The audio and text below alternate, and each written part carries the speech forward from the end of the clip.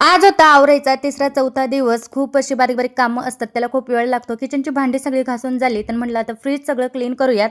तर फ्रीजमध्ये पण नाही नाही म्हणत खूपच असं बारीक बारीक घाण निघून जाते. आपण जेव्हा क्लिनिंगला काढतो तेव्हा सगळे पेपर वगैरे काढून घेतली, सगळी भांडी काढून घेतली फ्रीजमधली घासायला, कारण सगळं फ्रीज मला धुवून काढायचं होतं आज.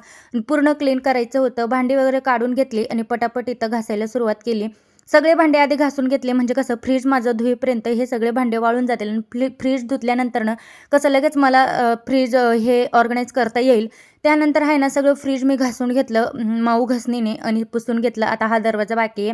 डोर पण चांगला असं चकचकीत घासून घेतला, म्हणजे कसं सगळे पिवळे डाग असतात ना ते सगळे निघून जातील आणि चिकट वगैरे पण सगळं निघून जाईल म्हटलं, म्हणून सगळं घासून वगैरे आहे ना डायरेक्ट धुवून घेतलं मस्त.